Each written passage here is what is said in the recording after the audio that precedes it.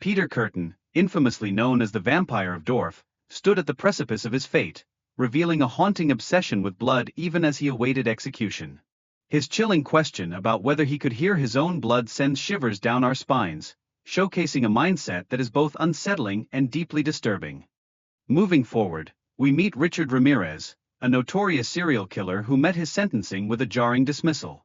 His claim that death was merely part of the territory uncovers a troubling detachment from reality, illustrating how far removed he was from the consequences of his heinous actions. Then there's John Baglia, a man who brutally took the lives of his own daughters, only to taunt their mother in his final moments. His refusal to offer last words, coupled with his mocking remarks, lays bare a shocking absence of remorse, a chilling reflection of his moral void. Shifting our attention to Carlton Gary, who stood convicted of murdering 3 elderly women, we uncover the complexities of his case. Despite DNA evidence tying him to one of the murders, he maintained his innocence, sparking serious discussions about flaws within investigative techniques and racial biases in the justice system. Next, we delve into the dark legacy of Albert Fish, one of history's most notorious child killers. After confessing to the molestation of over 400 children, he displayed no signs of regret. His bizarre claims of insanity were ultimately rejected by the jury, highlighting the extremes of his disturbing nature. Now we turn to Stephen Judy, a man who brutally murdered a woman and her 3 children, showing no trace of guilt. In a chilling twist, he even welcomed the death penalty, embodying a mindset that sends shockwaves through our understanding of humanity. Among Gary's violent acts was the haunting command he gave to his victims, to lie down before he shot them in the head. This cold demeanor reveals a profound lack of remorse, underscoring the depths of human depravity that can exist. Angel Maturino Renz, known as the Railroad Killer, traveled relentlessly across the U.S., robbing and murdering countless victims near railroads. He left a trail of at least 15 deaths, painting a grim picture of violence that crossed state lines without regard for human life. Ted Bundy, a name that resonates with horror, was not just a serial killer, he was also charming and intelligent. Yet, the horrific crimes he committed against young women left an indelible mark on society. His execution in 1989 culminated years of legal battles that captivated the nation. The foul odor that permeated around Gacy's house serves as a chilling reminder of the alarming signs that went unnoticed for years. It illustrates a significant failure in community vigilance. Neighbors lived their lives unaware of the gruesome activities occurring right next door. Aileen Wuornos, another infamous figure, killed 7 men, claiming she acted in self-defense. Her case ignited fervent discussions about gender, violence, and the prevailing biases within the legal system's treatment of women, highlighting the complexities of perceived justice. Karl Panzram's bone-chilling remarks before his execution reflected a complete lack of remorse and insight into his horrific actions. His life of crime began at an early age, spiraling into a trajectory of violence that demands our attention and reflection. In Arthur's trial, we uncover the troubling influence of his addiction to child pornography, which he claimed drove his violent behavior. His expressions of remorse starkly contrast with those of other killers, reminding us that not all criminals are devoid of feelings. Timothy McVeigh's calm demeanor during his trial and execution left witnesses in shock, as he boldly claimed to be a patriot despite orchestrating immense loss of life in the Oklahoma City bombing. His chilling self-perception raises critical questions about morality and justification. Finally, Joseph Paul Franklin believed he was on a divine mission through his racist killings. Yet, his later renouncement of these views reveals the complexities of his mindset and upbringing, challenging us to consider the narratives that shape individuals into who they become. Before the final walk to the execution chamber, inmates often choose to speak, revealing their darkest secrets and haunting regrets. This guy, for instance, boldly taunted his victim. This one envisioned himself in Disneyland, and he showed no sign of remorse whatsoever. In this video, we're going to explore the final moments of those who faced ultimate punishments. These interviews are raw, unsettling, and unforgettable, so get ready because it's about to get really scary. Peter Curtin. In the early 20th century, the German city of Dusseldorf was gripped with fear as Peter Kürten, later known as the Vampire of Dusseldorf, carried out a series of brutal crimes. Over a period of time, Kürten molested and killed at least 9 people, leaving the city in shock. In fact, his nickname came from his unsettling obsession with blood, which played a central role in his crimes. In May 1930, Kürten's reign of terror came to an end when he was arrested. Following his capture and before his execution, a psychiatrist, Dr. Karl Berg, conducted a series of interviews with him to understand his motives, and the details of the interview were so chilling. During these conversations, Kürten admitted that there was a sexual aspect to his crimes, even though he also emphasized that his primary motivation was the sight of blood. According to him, the act of attacking his victims gave him a sense of intense relief. But here's the shocking part. Kürten's fascination with blood not only ended with his victims, but also extended even to his own death. As he awaited execution by guillotine, Kürten asked his psychiatrist a series of questions, and the most shocking one was when he asked if it would be possible for him to hear the sound of his own blood gushing out after he was executed. This final question showed the disturbing nature of Kürten's mindset, even in his last moments. Just like Kürten, this next person also made some very disturbing comments before his execution. Richard Ramirez.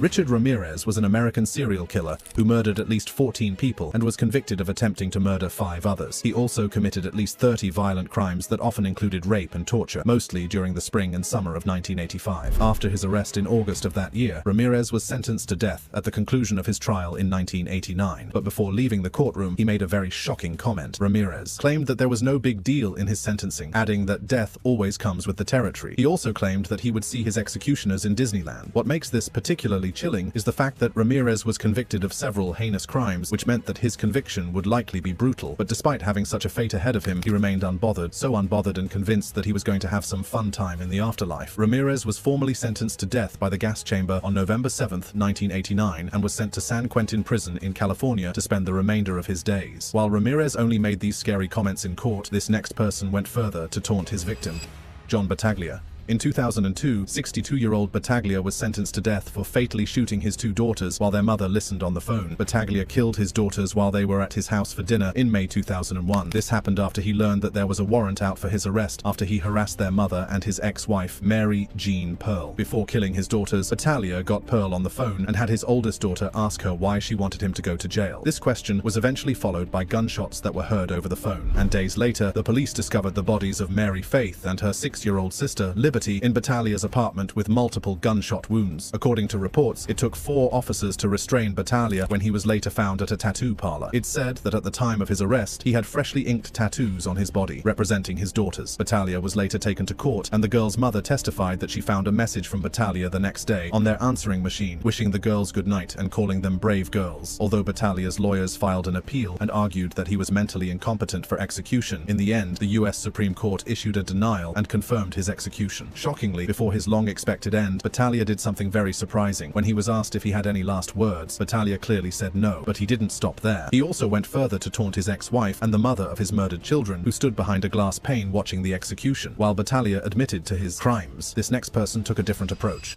Carlton Gary. In 1968, Carlton Gary was convicted of the murders of 3 senior women, even though he was suspected of several more. After his conviction, Gary had a final interview where he insisted that he was innocent. According to reports, he had cited inconclusive evidence and illegitimate actions by police officers, claiming that he was not responsible for the crimes that he was accused of, and for this reason, his case was scrutinized over multiple appeals. Although at the time, potential issues like flawed investigative techniques and racial bias had all cast doubt on the legitimacy of his previous trial's outcome, DNA had also positively linked him to at least 1 murder in 2007. Because of this, Gary's verdict stood, and he was eventually executed by lethal injection in March 2018. While Gary refused to admit to his alleged crimes, this next killer explained its details with no single sign of remorse. Albert Fish. Albert Fish was known for being one of the vilest pedophiles, serial child killers, and cannibals of all time. He was also known as the Grey Man, the Werewolf of Wisteria, the Brooklyn Vampire, the Moon Maniac, and the Boogeyman. Although Fish was a small, gentle-looking man who appeared kind and trusting, his victims described him as a monster who was so perverse and cruel that his crimes seemed unbelievable. Fish got married in 1898 and had 6 children with his wife. It's said that he had lived an average life until 1917, when Fish's wife ran off with another man. Emotionally hurt, Fish began to engage in some weird games, and he sometimes sometimes encouraged his children to participate. In one such game, he asked his children to paddle him with a nail-filled paddle until blood ran down his legs. He allegedly enjoyed pushing needles deep into his skin. After his arrest, Fish admitted to molesting more than 400 children while torturing and killing several of them. He had allegedly described these crimes in detail with no visible signs of regret, and this was horrifying for those who heard him. He had also tried to claim insanity, but the jury later found him sane and guilty after a 10-day trial. Fish was sentenced to die by electrocution, and on the 16th of January 1936, he was electrocuted at Sing Sing Prison in Ossining, New York. Similar to how Fish narrated his crimes with no remorse, this next person also did the same. Stephen Judy. Stephen Judy was an American mass murderer and suspected serial killer. He was born on May 24, 1956, and as a child, he grew up in an environment where there was violence, pornography, alcohol, and crime. After allegedly living a life of crime as well, Judy was eventually convicted of murdering a woman, Terry Lee Chastain, and her 3 children. According to reports, Terry Lee Chastain was on her way to drop her children off at a babysitter's house before going to work, and while on her way, Judy passed her car and gave her a sign that she needed to pull over. While pretending to help fix the car, Judy disabled it and offered Chastain and her 3 children a ride. But instead of helping them to the babysitter's home, Judy led Chastain and her children to White Lick Creek, and there he molested the mother and drowned her 3 children. Judy was later executed by electrocution on March 9, 1981. But before his execution, he allegedly did some weird things. First, he requested a last meal consisting of prime rib, lobster tails, potatoes with sour cream, chef salad with French dressing, and a dinner roll. He also requested 4 cans of beer, but they were denied. Second, Judy refused to apologize for his crimes, stating that he felt no guilt. He even encouraged the death penalty, believing that some people deserved it. Similar to how Judy embraced his death penalty, this next serial killer also showed a shocking amount of calmness even in the face of death. Gary Gilmore. Gary Gilmore was born in McCamey, Texas on December 4, 1940, and was the second of 4 sons born to Frank and Bessie Gilmore. He was an American criminal who committed a series of shocking crimes. At the age of 14, Gary started a small car theft ring with friends, which resulted in his first arrest, although he was eventually released to his father with a warning. As years passed, he went on to commit a series of several other crimes, including murder. On the evening of July 19, 1976, Gary robbed and murdered Max Jensen, a gas station employee in Orem, Utah. The next day, he also robbed and murdered Benny Bushnell, a motel manager in Provo. Sadly, both men were students at Brigham Young University, and they also had wives and children who were still infants. Even though both men had complied with his demands, Gary still murdered them. He ordered them to lie down and then shot them in the head. Interestingly, while disposing of the .22 caliber pistol that he used for both murders, Gary accidentally shot himself in his right hand, leaving a trail of blood at the service garage where he had left his truck to be repaired prior to the murder. A garage mechanic, Michael Simpson, also witnessed Gary hiding the gun in the bushes, and this began the series of events that led to his arrest. Gary was executed on January 17, 1977 by firing squad at the Utah State Prison in Draper, Utah. In the morning before his execution, Gary was transported to an abandoned cannery behind the prison, which served as its death house. He was then strapped to a chair with a wall of sandbags placed behind him to trap the bullets. But before the bullets began to fly, Gary was asked if he had any last words, and to the shock of everyone present, simply said, "Let's do it." The readiness for death was a surprise to many people. In fact, after his death, Gary gained international attention for demanding the implementation of his death sentence for the 2 murders that he had admitted to committing in Utah. While Gary showed readiness for this execution, this next person did something very surprising. Angel Maturino Resendiz. Angel Maturino Resendiz, popularly known as the Railroad Killer, earned this scary nickname majorly because of his method of committing crimes. It's said that Resendiz traveled across the United States by illegally hopping onto trains, and along the way, he would break into homes located near railroads, rob the occupants, and also murder them. What made Resendiz's case very scary is the way he committed these crimes. Authorities believe that he was responsible for the deaths of at least 15 people, leaving several people in terror. After his arrest, Resendiz had an interview with journalist Jacqueline Cacho, and shockingly, despite the brutality of his crimes, he appeared reserved and collected. In fact, in his interview, which was conducted entirely in Spanish, Resendiz avoided providing explicit details about the murders and instead hinted at his motives and beliefs. At one point, he described himself as an eternal being who could not die. This statement was rather shocking to those who heard it. Eventually, on June 27, 2006, Resendiz was executed by lethal injection, and this brought an end to his violent legacy. Similar to how Resendiz tried to avoid execution, this next serial also made excuses at his execution. Ted Bundy. Ted Bundy was an American serial killer and rapist who was also one of the most notorious criminals of the late 20th century. It's said that Bundy had a difficult childhood. He had a strained relationship with his stepfather, and his shyness also made him a frequent target of bullying. However, later on, his social skills began to improve, and this enabled him to enjoy a successful college career, which developed a series of emotional relationships with women. But sadly, despite this apparent stability, Bundy still molested and killed several young women in Washington, Oregon, Colorado, Utah, and Florida, all between 1974 and 1978. In February 1978, 1978, Ted Bundy was arrested for good and received 3 separate death sentences for the murders of 2 people at the Florida State University, as well as a 12-year-old girl. Interestingly, Bundy's good looks, charm, and intelligence made him something of a celebrity during his trial, but unfortunately for him, he was eventually convicted and executed by electric chair. Initially, Bundy was convicted for the murders of the university students, Bowman and Levy, and he was given the death penalty twice. After this, he spent 9 years on death row appealing his sentence. In 1980, he received another death sentence for the murder of the 12-year-old, and it was this sentence that ultimately led to his execution in 1989. Hours before his execution, Bundy blamed his violent behavior on exposure to pornography. The interview was quite manipulative, an obvious attempt to further prolong the process. While Bundy admitted to his crime, this next serial killer refused to take responsibility for his actions. John Wayne Gacy. Gacy murdered 33 boys and young men in the 1970s, acts that received international media attention and also shocked his suburban Chicago community, where he was famous for his sociability and his performance as a clown at charitable events and children's parties. Although Gacy had a fairly ordinary childhood, he also exhibited a growing tendency towards sadism, and this was evident in the series of crimes that he committed later on. In 1978, Gacy met his end after one of his victims, Robert Peast, was reported missing. Police had learned that Gacy was the last person known to have seen him, so they proceeded to his apartment to make some findings. After obtaining a search warrant and searching Gacy's home, police discovered the bodies of 29 boys and young men in and around Gacy's house. 4 other bodies were also found in a nearby river. Shockingly, prior to the arrest, the area around Gacy's house had emitted a foul stench for years, but Gacy had told his house guests and even his wife that the smell was the result of moisture buildup. After his arrest, Gacy was taken for trial, where he pleaded innocent by reason of insanity. His claim was also supported by the testimony of several psychologists who diagnosed him as schizophrenic. Gacy denied responsibility for the murders and showed no remorse. He also claimed that he has no guilt, but despite his effort to avoid execution, his plea was rejected by the jury, which found him guilty of all 33 murders. He was eventually executed by lethal injection in 1994. While Gacy simply denied his crimes, this next person made a scary comment during her interview. Aileen Wuornos. Aileen Wuornos was an American serial killer who murdered at least 7 people from 1989 to 1990. In 1974, Wuornos was imprisoned for driving while intoxicated and for firing a gun from a moving vehicle. She was also arrested several other times on charges that included armed robbery, check forgery, and even auto theft. However, the peak of her crimes happened between 1989 and 1990, when she killed 7 middle-aged male motorists and left their bodies along the highways of Florida and southern Georgia. At the time, she had posed as a hitchhiking prostitute to commit the crimes. In early 1991, Wuornos was arrested and she admitted to the killings, even though she claimed that she acted in self-defense after the men assaulted her. This led to her case drawing national attention to issues such as the relationship between gender and violence, as well as the legal treatment of acts of self-defense by women. In 1992, Wuornos was convicted of one of the murders and sentenced to death. She also pleaded guilty to 3 more of the murders and admitted that she had killed for profit and not in self-defense. She was eventually executed by lethal injection. However, what's particularly striking about this execution is the weird comment that Wuornos made before she was executed. According to reports, Wuornos told her executioners that she'll be back like Independence Day with Jesus. While she admitted her crimes, she also seemed very confident of her fate. Similar to Wuornos, this next serial killer also made a scary statement before his execution. Carl Panzram.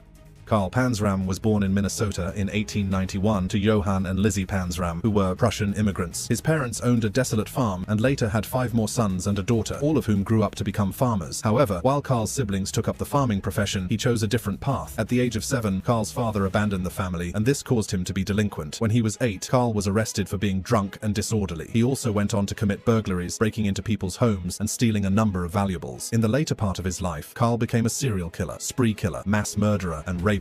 He confessed to having murdered 21 boys and men, and is also suspected of having killed more than 100 boys and men in the United States alone, and several more in Portuguese Angola. Carl also confessed to having committed more than 1,000 acts of molestation against males of all ages. On August 30th, 1928, Carl was arrested in Baltimore for stealing a radio and jewelry from the home of a dentist. Upon his confessions, he was further convicted of murder and executed on September 5th, 1930. However, before he was hanged, Carl spat in the executioner's face as the officers attempted to place the customary black hood over his head. Also, when he was asked for any last words, he simply told the executioners to hurry up, adding that he could kill a dozen men while they're screwing around. While Carl showed no remorse for his actions, this next person apologized for his crimes.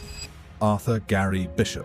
Arthur Gary Bishop was a one-time Mormon missionary and active volunteer in his community. However, behind this seemingly innocent image was an accomplished serial killer. According to reports, Arthur murdered 5 young boys, ranging in age from 4 to 13 years old, in less than 5 years. When asked, Arthur stated that the reason he killed was because it became enjoyable for him at some point, adding that there was pleasure there. On the 27th of February, 1984, Arthur was brought to trial, and during his trial, he claimed that an addiction to child pornography had molded his violent sexual fantasies and eventually drove him to act them out. Arthur expressed remorse for his crimes and offered his most profound and heartfelt apologies to his victims' families. He also stated that he tried his best to empathize with the family's grief and devastation. On June 10, 1988, Arthur was executed by lethal injection at Utah State Prison after he declined a last meal. While Arthur showed regret during his execution, this next serial killer showed a chilling kind of calmness that shocked everyone.